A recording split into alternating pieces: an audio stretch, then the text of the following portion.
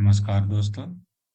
एक बार फिर से स्वागत है आपका हमारे YouTube चैनल में, जिसमें आज आपके लिए लेके आए हुए हैं विद्युत चैप्टर का भाग 4, जो कि 10वीं कक्षा के विज्ञान पे आधारित प्रश्न है। और सभी प्रश्न जो हैं बैंकिंग, एसएससी, रेलवे एग्जाम और ऑल एग्जाम, मतलब जितने भी एग्जाम में साइंस का क्वेश्चन आते हैं वो सबके लिए इम्पोर्टेंट है। आज हमारा ये चौथा भाग है।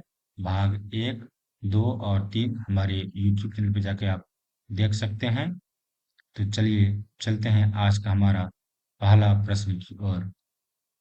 तो आज का हमारा पहला प्रश्न है, हमारे घरों में जो विद्युत आपूर्ति की जाती है वह है।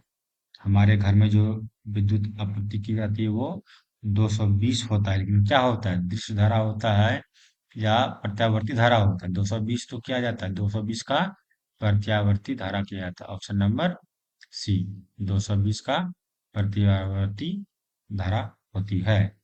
ठीक है, नोट कर लेंगे। जिन प्रश्नों के क्वेश्चन आपको पहले से पता है उसे आप कमेंट में अवश्य करेंगे, और जिनके पता नहीं हो उसे आप अवश्य नोट कर लेंगे, क्योंकि ऐसे प्रश्न ही एग्जाम में आते हैं। चलिए चलते हैं अगला प्रश्न की ओर। अगला प्रश्न है हमारा, आर प्रतिरोध का एक तार जो 10 भागों में काटकर इन भागों को समांतर क्रम में जोड़ दिया जाता है, संयोग का प्रतिरोध हो जाता है। देखिए, आर प्रतिरोध है और 10 भागों में काट दिया गया, क्या हो जाएगा? हो जाएगा, इसको निकालेंगे जब न्यूमेरिकल टाइप में, तो इसका आ जाएगा 1.01। 10 भागों में बांट रहा है, आर प्रतिरोध है, तो 0.01 आर। ठीक है, ध्यान में रखेंगे। अगला प्रश्न हमारा है, एक आर प्रतिरोध का तार एन बराबर भागों में काटा जाता है, समांतर क्रम में जोड़ा जाए, संयोजन क्या हो जाएगा? अब की बार इसको क्या जोड़ रहे हैं? समांतर क्रम में जोड़ रहे हैं। समांतर क्रम में हो जाएगा आर बटे N square, option number D.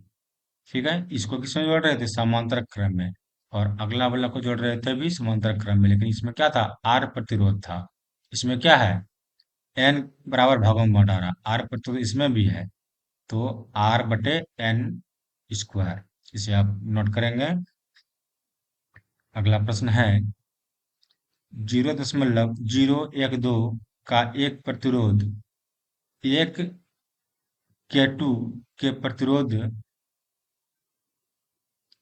के साथ समांतर क्रम में जोड़ा जाता है, तो संयोग का प्रतिरोध होगा, संयोग का प्रतिरोध हो जाएगा 0.01 ओम से कम, ऑप्शन नंबर डी।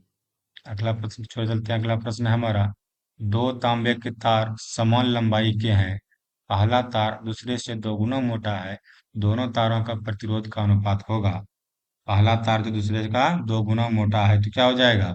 1:4 हो जाएगा। अगला प्रश्न की ओर चलते हैं। अगला प्रश्न हमारा है, बेलनाकार पात्र में पारे के स्तंभ का प्रतिरोध है आर है, जब उसी पारे को दोगुनी त्रिज्या के अन्य बेलनाकार पात्र में डाला जाता है, तो अब पारे का स्तंभ का प्रतिरोध होगा। पारे का स्तंभ का प्रतिरोध क्या हो जाएगा? हो जाएगा R/16, ऑप्शन नंबर डी हो जाएगा। अगला प्रश्न क्यों चलते हैं। अगला प्रश्न हमारा है, 200 वोल्ट विभवांतर के दो बिंदुओं के बीच 5 एमसी आवेश को ले जाने में क्या किया कार्य होगा? क्या होगा? हो जाएगा 1 जूल। क्या हो जाएगा? 1 जूल, ऑप्शन नंबर सी।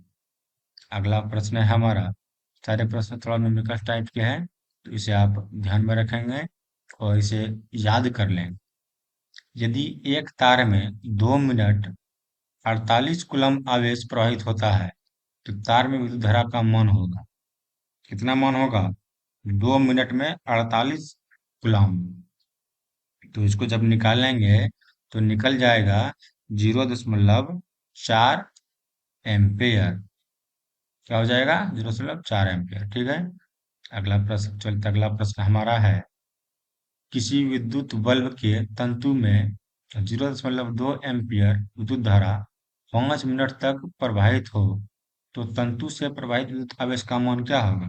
देखिए 5 मिनट तक प्रवाहित हो रहा है 0.2 एम्पियर, तो मान हो जाएगा विद्युत आवेश का 60 कूलम। कितना हो जाएगा? 60 कूलम। अगला प्रश्न चलते हैं। अगला प्रश्न हमारा है, किसी प्रतिरोधक के सिरों से 12 वोल्ट की बैटरी को संयोजित करने पर परिपथ में 0.4 एम्पियर की विद्युत धारा प्रवाहित होती है। प्रतिरोध का, तो तब प्रतिरोध होगा, तब प्रतिरोध क्या हो जाएगा? 12 वोल्ट का डिग्री रहेगा, 0.4 एम्पियर जाएगा तो 30 ओम बनाएगा। कितना आएगा? 30 ओम। अगला प्रश्न चलते हैं। अगला प्रश्न हमारा है, एक विद्युत बल्ब का तंतु जिसका प्रतिरोध 1100 ओम है 220 वोल्ट के स्रोत से जो विद्युत धारा लेगी उसका मान होगा। उसका मान हो जाएगा 0.2 एम्पियर। 1100 वाट ओम का था, 220 वोल्ट के स्रोत से था। ठीक है।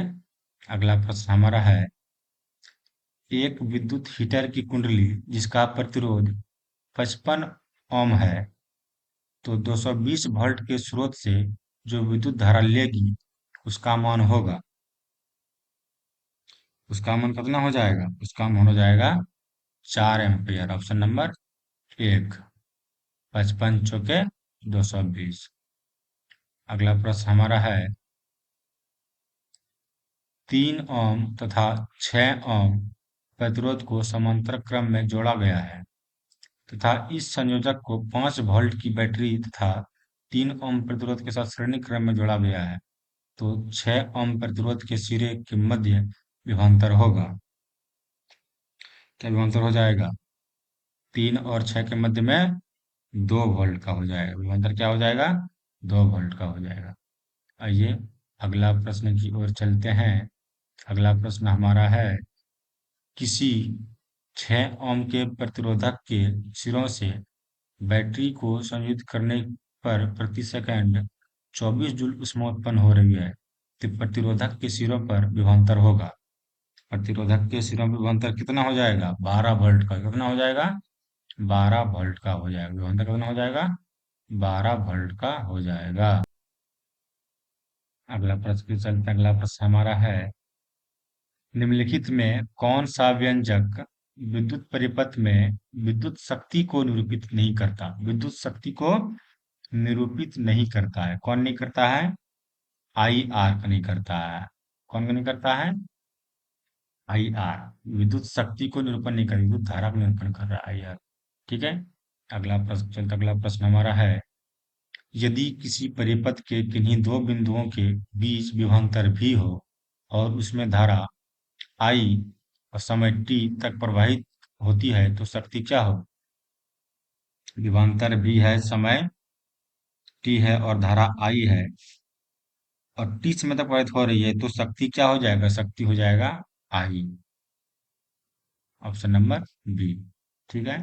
अगला प्रश्न हमारा है, विद्युत परिपथ की शक्ति होती है, विद्युत परिपथ की शक्ति होती है, विद्युत परिपथ की शक्ति होती है V square by R. Option number D, V square by R. अगला प्रश्न चलते हैं। अगला प्रश्न है हमारा, निम्नलिखित में कौन सा मात्रक वाट के बराबर नहीं है? कौन सा मात्रक है जो वाट यानी डब्ल्यू के बराबर नहीं है? तो वो हो जाएगा डी नंबर, डो का स्क्वायर ओम। ठीक है। अगला प्रश्न हमारा है, यदि किसी प्रतिरोधक में प्रवाहित होने वाली विद्युत धारा दोगुनी हो जाए तो उसमें उत्पन्न ऊष्मा होगी। दोगुनी हो जाएगा तो अब ऊष्मा क्या हो जाएगा? चौगुनी हो जाएगा। ऑप्शन नंबर बी, इसे आप नोट करेंगे। जब धारा की प्रवाह दोगुनी हो जाएगा तो उसमें उत्पन्न ऊष्मा हो जाएगी, चौगुनी हो जाएगा। ठीक है। अगला प्रश्न चलते हैं। अगला प्रश्न हमारा है, स्थिर विभवांतर पर किसी विद्युत परिपथ का परिपथ आधा कर दिया जाए तो उत्पन्न ऊष्मा क्या हो जाएगी?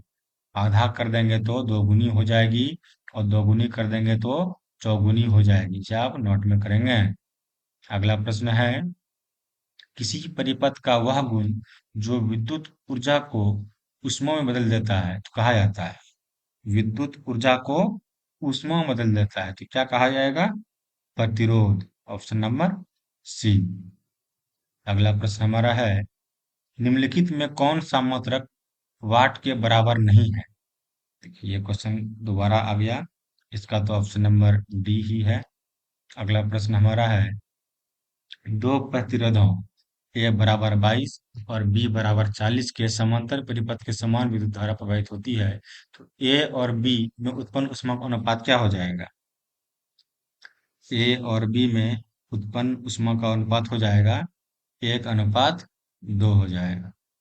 क्या हो जाएगा? 1:2 हो जाएगा। अगला प्रश्न है हमारा, विद्युत हीटर में तार की कुंडली के लिए किस तत्व का व्यवहार किया जाता है? क्या रहता है? नाइक्रोम का। तार जो रहता है स्प्रिंग रहता है, इस हीटर वो नाइक्रोम का होता है। अगला प्रश्न है हमारा, 220 वोल्ट पर किसी विद्युत बल्ब से 5/11 एम्पियर की धारा प्रवाहित होती है तो विद्युत बल्ब की शक्ति क्या होगी? विद्युत बल्ब की शक्ति 100 वाट हो जाएगा। क्या हो जाएगा? 100 वाट का हो जाएगा। Option number C. अगला प्रश्न है, 25 वाट तथा 100 वाट के बल्ब समांतर क्रम में जुड़े हुए हैं तो कौन सा बल्ब अधिक प्रकाशित होगा? कौन सा बल्ब अधिक होगा? 100 वाट का बल्ब अधिक प्रकाशित होगा, क्योंकि ये समांतर क्रम में जोड़ा गया है। ऑप्शन नंबर बी, 100 वाट का बल्ब। अगला प्रश्न है, यदि 60 वाट के तथा 40 वाट के दो बल्ब श्रेणी क्रम में जोड़ दिया जाए तो श्रेणी क्रम में फिर जोड़ रहे हैं 60 वाट और 40 वाट का, तो क्या हो जाएगा? क्या बोल रहा है? 60 वाट वाला बल्ब अधिक प्रकाशित होगा, 40 वाट वाला बल्ब अधिक प्रकाशित होगा। दोनों समान रूप से देखिए, ये हो जाएगा 40 वाट वाला बल्ब जो है अधिक प्रकाशित होगा। श्रेणी क्रम में जोड़ रहे हैं इसलिए, यहाँ पे समांतर क्रम में जोड़ रहे थे तो 100 वाट वाला लगेगा, श्रेणी क्रम में लगेगा तो 40 वाट वाला अधिक प्रकाशित होगा। क्यों होगा? श्रेणी क्रम में लगने पे जितना दूर तार जाएगा उतना उतना वोल्टेज कम प्राप्त होता है, और कम प्राप्त होने के कारण कम वोल्ट वाला बल्ब अधिक तेजी से चलेगा। अगला प्रश्न हमारा है, दो बल्ब क्रमशः 15 वाट से 15 वाट है, 220 वोल्ट का, और 60 वाट का है, 220 वोल्ट की क्षमता वाले हैं, तो उनके फिलामेंट का प्रतिरोध का अनुपात क्या होगा? जो बल्ब है उसका फिलामेंट का प्रतिरोध हो जाएगा, ये 15 का है, ये 60 का है, तो 1:4 हो जाएगा। लेकिन जब क्या होगा, क्षमता पूछ रहा है तो 1:4 का उल्टा हो जाएगा, 4:1। क्षमता रिवर्स हो जाता है, पलट जाता है। ये हो जाएगा ऑप्शन नंबर बी।